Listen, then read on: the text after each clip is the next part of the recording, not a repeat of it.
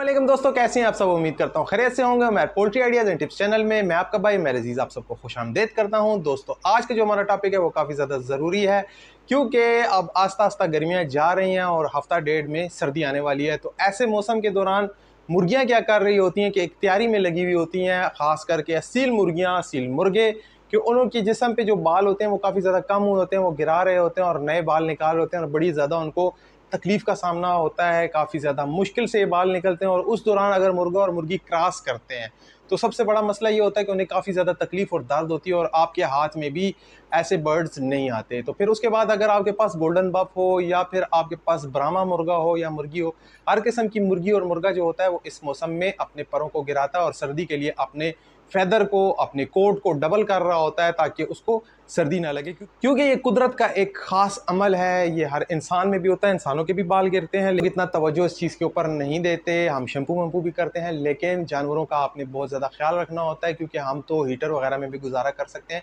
लेकिन इन जानवरों ने बाहर खुड्डों में या आपके केजेस जो बनाए होते हैं उसमें अक्सर बिजली नहीं होती, हीटर वगैरह नहीं होते, गैस नहीं होती, तो इन्होंने अपने आप को सर्दी से बचाना होता है, जिसके लिए इनके ये बाल होना बहुत ज़्यादा ज़रूरी होते हैं। तो वीडियो को शुरू करते हैं। वीडियो को शुरू करने से पहले तो दोस्तों आपसे हमेशा की तरह कहूँगा, अगर आप लोग मेरे वीडियो पे आते हैं, मेरे चैनल पर आते हैं, आप वीडियोस देखकर चले जाते हैं, मुझे पता है आप लोग सब्सक्राइब भी नहीं करते, तो अभी जाके पहले मेरे चैनल को सब्सक्राइब करिए, साथ में बेल के आइकन को प्रेस करिए ताकि मेरी हौसला अफजाई और इसी तरह के अच्छे अच्छे वीडियोज़ मैं आप सब लोगों के लिए लाता रहूँ। तो आपको आज बनाने का तरीका तो दोस्तों कुरीज़ निकालने के लिए आपको जिन जिन चीज़ों की ज़रूरत पड़ेगी वो आपके सामने है, मैं आपको बताता चलूँ। अगर आप लोगों को समझ नहीं आ रही तो साथ साथ मैं आपको नेम्स भी बताता चलता हूँ। 2 अदद इवियन कैप्सूल ले सकते हैं। अगर आप लोग इवियन नहीं डालना चाहते तो आप ऐसे कर सकते हैं कि 2 चम्मच सरसों के बीज ले सकते हैं। अगर सरसों के बीज डाल दें तो वो भी ठीक है। कुरीज़ को चमकदार, नरम, मुलायम निकालने के लिए ये बहुत ज़्यादा ज़रूरी होते हैं। दूसरे नंबर पे आपको मैं बताता चलूँ कि आपको 3 अदद अखरोट चाहिए। ऐसे साफ़ हुए अखरोट आपने निकाल लेने हैं। उसके बाद आपने 2 इंच का या 1 इंच का मतलब चौड़ा सा एक डला सा ले लेना है गुड़ का। ठीक है, आपको नज़र आ रहा होगा ये गुड़ है, आपने ले लेना है जिसमें सोडा नहीं होता, सोडे के बगैर वाला गुड़ आपने ले लेना है। 4 अदद काली मिर्चें आपने ले लेनी है। ठीक हो गया, ये आपके लिए बहुत ज़्यादा ज़रूरी हैं। उसके बाद मोटी इलायची आपने ले लेनी है। अगर मोटी नहीं मिलती तो सब्ज़ 2 इलायचियाँ भी आप डाल सकते हैं, लेकिन चूँकि कुरीज़ का मामला है तो कुरीज़ के लिए मोटी इलायची होना बहुत ज़्यादा ज़रूरी होती है, लेकिन आप ग्रीन भी डाल दें तो चलती है, इलायची का एक ही फंक्शन होता है। उसके बाद जो सबसे ज़्यादा मेन चीज़ है वो काला चना आधा कप आपने लेना है और बाजरा आपने आधा कप लेना है। ठीक है, आपने बहुत ज़्यादा बाजरा नहीं लेना, आधा कप लेना है। मेरे पास बाजरा थोड़ा पुराना था तो आपको डेमो देने के लिए बनाया, इसमें घुन लग गया है। तो क्योंकि सावन का मौसम गुजरा है, उसके बाद भादरों का मौसम गुजरा है, अब सितंबर तो है लेकिन गर्मी है, तो शदीद गर्मी है। तो ये मौसम जब जा रहा होता है, सर्दी आ रही होती है, तो परिंदों ने अपने पर लाजमी गिराने होते हैं। तो जब नए पर निकलते हैं तो ये उन परों को निकालने और चमकदार और नरम करने के लिए सबसे बेहतरीन फार्मूला है। मैं ख़ुद इसको यूज़ करता हूँ, ख़ासकर असील मुर्गों के लिए ये बहुत ज़्यादा ज़बरदस्त होता है। तो अब हमने क्या करना है, हमने चने को, बाजरे को, काली मिर्च को और सब्ज़ इलायची को, इस सब को मिक्स कर देना है। इसको अभी आपने मिक्स नहीं करना, ये मैं आपको लास्ट में बताऊंगा आपने किस तरीके से इसको मिक्स करना है।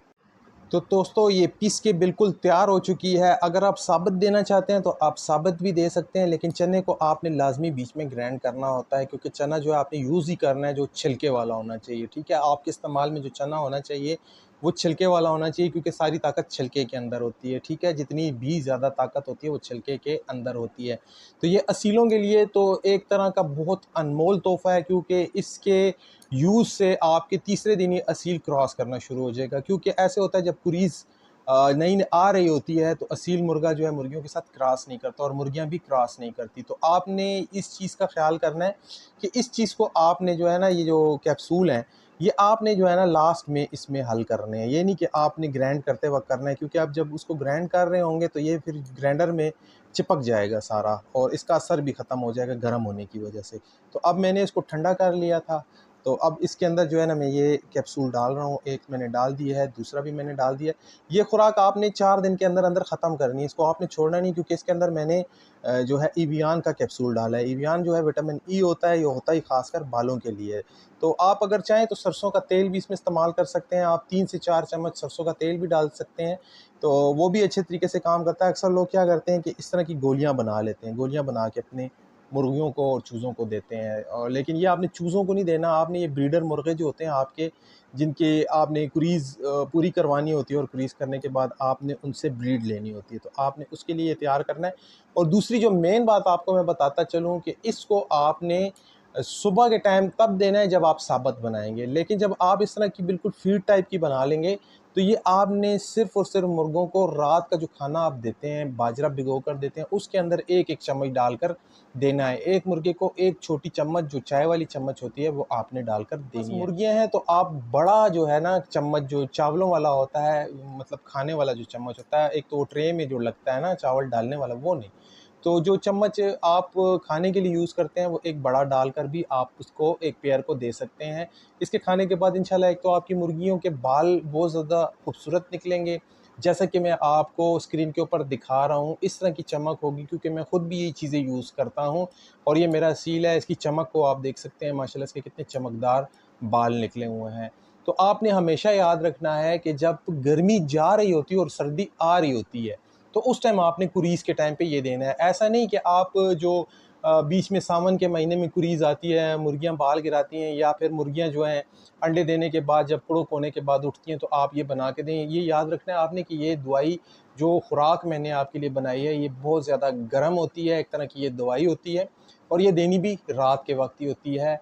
ये आपने अपने माइंड में लाजमी रखना है। लेकिन अगर आप साबुत दाना दे रहे हैं मुर्गियों को, तो ये आपने कंफर्म करना है कि उसके अंदर आपने सरसों का तेल डालना है, और वो आपने सुबह के टाइम देना है। तो उम्मीद करता हूँ आपको आज की मेरी वीडियो समझ आ गई होगी, समझ आई है तो अपने शौकीन दोस्तों के साथ लाजमी इसको शेयर कीजिएगा। मिलूंगा आपके साथ एक नए वीडियो के साथ, एक नए टॉपिक के साथ। तब तक के लिए अपने भाई को इजाज़त दीजिए। अल्लाह हाफिज़।